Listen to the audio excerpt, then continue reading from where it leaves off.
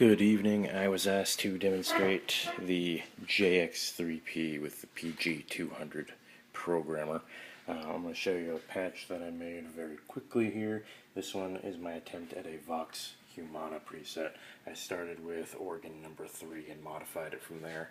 As you can see, I have the range at 16 with a square wave.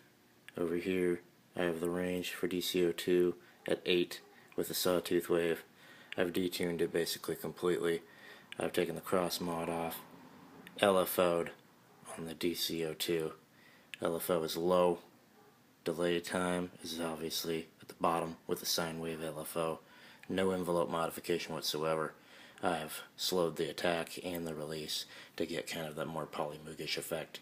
And then I've turned the rate up pretty quick, pretty high that you can see here. I'm not using pitch follow or LFO mod or anything on the filter. No high pass filtering, no cutoff, no resonance. My VCA mode is just an envelope, and I am using chorus. For the most part, I didn't really have to mess with anything else. I flicked the envelope mods on, then off again, because since I started with a preset, I don't know what it actually had going for it, so that could have been on, and the programmer wouldn't know that. So what I've come up with is something along these lines here.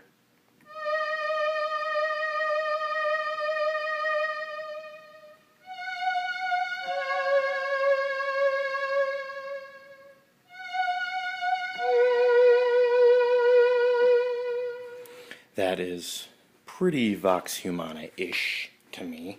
I've also come up with something that's similar to a Super Saw-ish type thing, but I'm limited by the number of DCOs.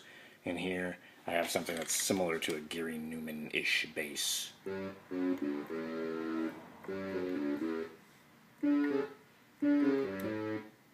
It's kind of like that.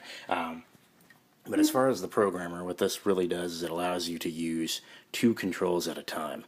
And no matter how proficient you are at pressing these buttons, you would not be able to use more than 2 controls at one time. You can still use the controls on here while the Pg200 is in effect.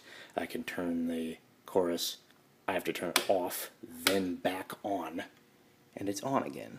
Turn it off, turn it on. So they all still work.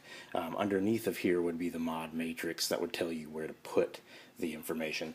But the Pg200 programmer actually has magnets on the bottom, which I did not know when I got it. So it actually magnetizes right here over top of the edit map, so you don't need it anymore. Now, you still have your sensitivity slider, your brilliance slider, your volume, and this rate, which if you wanted to have something here, I suppose you could, if you liked having something on a slider. Let's say that you wanted to modulate your attack or something, you wanted to start slow. With something like that, you could set your attack to this rate, so that way you could just change it up, and it would be different. I didn't do that right now, obviously. So, one good thing about this, like I said, is you can modulate 2 effects at one time. If I didn't hold a camera, I would be able to change something like the mix.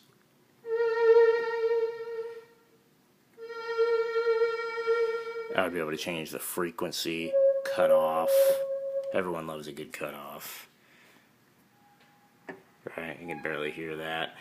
Filters and all that. Everything on this works. One thing I've noticed, though, is down here, this slider, it is not flush with the surface,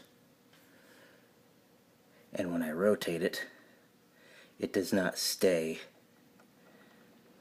in perfect 90-degree relationship to the front cover. Also, this attack knob, the mark on it just isn't in the right place, and one day I'm going to pull this off. So that way, that's not the max, and that's not the bottom. But basically, right, I've got the LFO shape. I can change that. Square, I can change that. I can turn it on for both items here.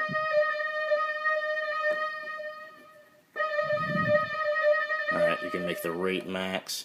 All the standard things. I could slow it down. anything you could have done with the control panel, you can now do in real time.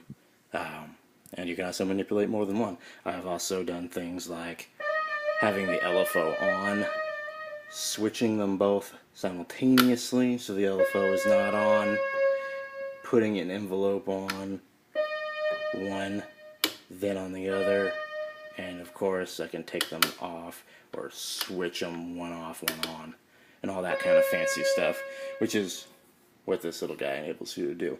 I'd say it's totally worth it. This JX3P is not impossible to program, and I would not discourage anyone from buying it just because of this little mod matrix where you have to look for a number.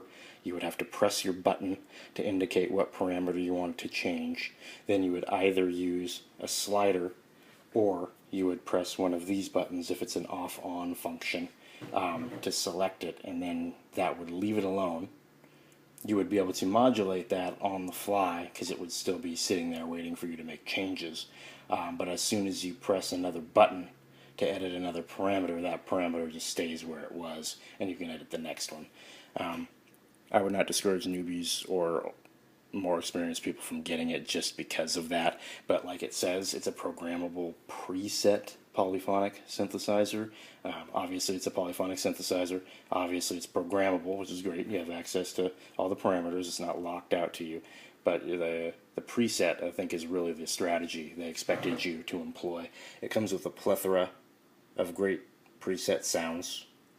So you have a total of 16 banks, and then there's bank A and B, so that's 32 awesome presets, and then you can make 32 of your own, and I think you're designed to perhaps play, and then on your next song, switch, on your next song, switch. It's not really the greatest for live manipulation, but if you want an awesome sound, an awesome emulation of something, you know, do your best to make it, and you'll be able to play it with a preset approach. Nice.